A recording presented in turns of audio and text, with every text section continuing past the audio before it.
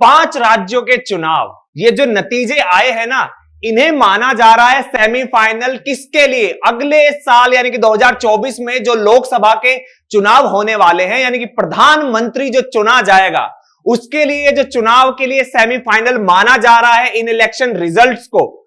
आज देखने वाले हैं कि किस तरीके से वो एक गेम चेंजर बनेंगे अगले साल। सबसे पहले देखते हैं कि कौन कौन से राज्यों में चुनाव हुए थे। जो 5 राज्यों की अगर मैं बात कर रहा हूं, वो कौन कौन से 5 राज्य हैं? 5 राज्य थे हमारे मेनली मध्य प्रदेश, राजस्थान, छत्तीसगढ़, तेलंगाना एंड मिजोरम। ये 5 राज्य हमारे लिए बहुत ज्यादा इंपॉर्टेंट हो जाते हैं अगर हम बात करते हैं लोकसभा इलेक्शन की, क्योंकि इनसे जो मेंबर ऑफ पार्लियामेंट की सीट्स निकल के आती है, वो बहुत बड़ा एक रोल क्रिएट करती है जो गवर्नमेंट बनाएंगे नेशनल लेवल पे, यानी कि प्रधानमंत्री को चुनने के लिए। ये जो इलेक्शन के रिजल्ट आए हैं, इसमें जो जीत हुई है, किसकी जीत हुई है हम वो देखेंगे सबसे पहले कि किसकी जीत हुई है।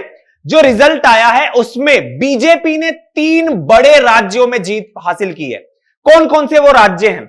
बीजेपी को मिला है राजस्थान। राजस्थान में इससे पहले जो गवर्नमेंट थी वो कांग्रेस की गवर्नमेंट थी, लेकिन अब फिर से वापस आ गई है बीजेपी की गवर्नमेंट।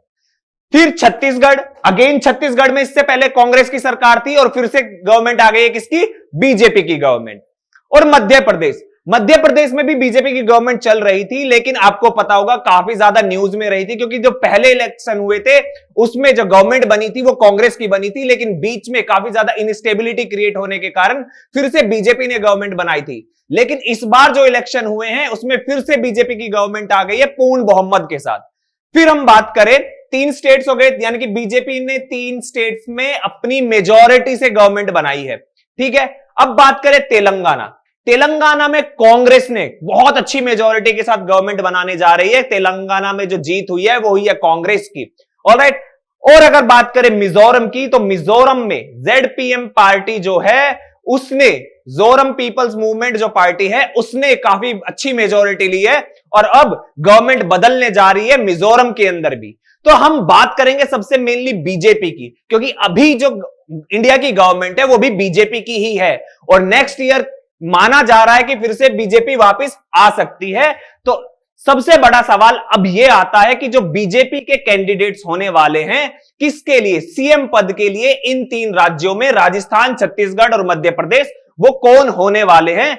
ऑलराइट, अगर हम बात करें मध्य प्रदेश की, मध्य प्रदेश काफी इंपॉर्टेंट राज्य हो जाता है। वहां पे अब क्या गेम चलने वाला है, वहां पे अब क्या वॉर चलने वाला है, किस तरीके से कि कौन सा बनेगा सीएम कैंडिडेट, कौन बनेगा सीएम कैंडिडेट किसके लिए? बीजेपी का कैंडिडेट सीएम पद के लिए मध्य प्रदेश के अंदर।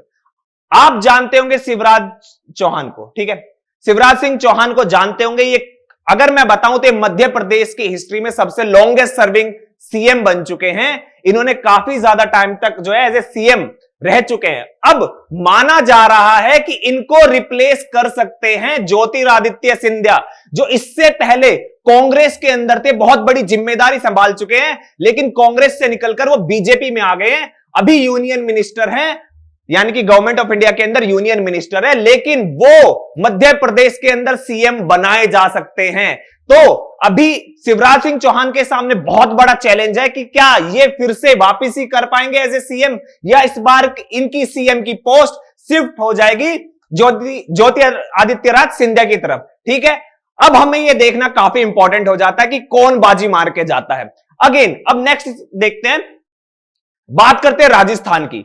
राजस्थान में अगर मैं बात करूं तो बहुत ज्यादा फेमस चेहरा है किसका, आप ये देख रहे हैं, वसुंधरा राजे का। वसुंधरा राजे, इससे पहले कांग्रेस गवर्नमेंट थी, अभी जो लेटेस्ट चुनाव आए हैं बीजेपी की बनेगी, इससे पहले कांग्रेस की गवर्नमेंट थी। कांग्रेस की गवर्नमेंट से पहले वसुंधरा राजे सीएम रही है राजस्थान की। क्या वापस फिर से सीएम बन पाएगी? क्यों? क्योंकि ये सबसे बड़ा सवाल आ रहा है, इस वजह से सवाल आ रहा है क्योंकि एक नया चेहरा निकल के आ रहा है बाबा बालकनाथ का। आप ये देख रहे हैं बाबा बालकनाथ, बाबा बालकनाथ का जो चेहरा निकल कर आ रहा है ना, इनकी वजह से अब बहुत मुश्किल लग पा रहा है कि वसुंधरा राजे फिर से सीएम बन पाए। अगेन जैसे मध्य प्रदेश में हम देख रहे हैं ना, एमपी के अंदर की काफी बड़ी टक्कर होने वाली है शिवराज सिंह चौहान और ज्योतिरादित्य सिंधिया के बीच, हम वैसे ही देखने वाले हैं राजस्थान के अंदर वसुंधरा राजे और बाबा बालकनाथ के बीच कि किस तरीके से कौन बनता है राजस्थान का नया सीएम। ऑलराइट, नाउ अगेन एक और क्वेश्चन आता है कि अब छत्तीसगढ़ में गवर्नमेंट वापसी हो रही है किसकी? बीजेपी की। ठीक है, बीजेपी की वापसी हो रही है, तो इससे पहले बीजेपी के जो सीएम बन चुके हैं वो बन चुके हैं कौन? रमन सिंह। ठीक है, ये बहुत बड़ा चेहरा है बीजेपी के अंदर, बीजेपी के सीएम बन चुके हैं, लेकिन अब इनके लिए भी चैलेंज क्रिएट हो गया है क्योंकि दो नाम बाहर आ रहे हैं कि ये भी सीएम बनाए जा सकते हैं। ठीक है, अब हमें यहां पे भी देखना है कि क्या क्लाइमेक्स है। अब मैं आपको बता दूं, यह है हमारी सरोज पांडे। ठीक है, इनका नाम याद रखेंगे, सरोज पांडे। ठीक है, सरोज पांडे, और ये है हमारे अरुण साव।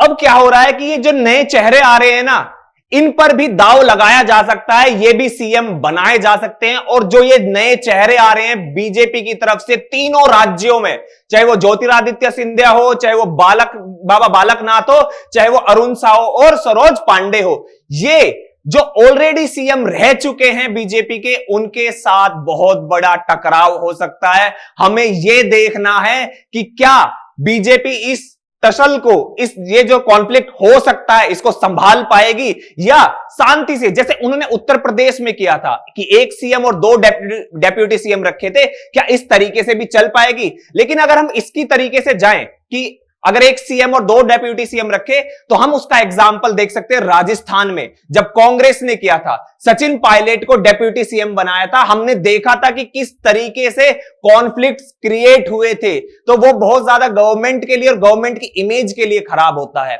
हमें वही चीजें देखनी है कि किस तरीके से अब बीजेपी इसको संभाल पाती है और तीनों राज्यों में क्या पहले वाले सीएम की वापसी हो रही है या नए सीएम देखने को मिलेंगे। ऑलराइट, ऐसी मोर इंफॉर्मेशन के लिए यूनिमॉन्क्स को सब्सक्राइब करें, चैनल को शेयर करें, कमेंट करें अपने सभी, जो भी आपको क्या लगता है बताइएगा जरूर मुझे कमेंट बॉक्स में कि आपको क्या लगता है कि इन तीनों राज्यों में किसकी सरकार बन रही है। ऑलराइट, ऐसी वीडियो के लिए और भी जो है सब्सक्राइब करते रहिएगा। Thank you.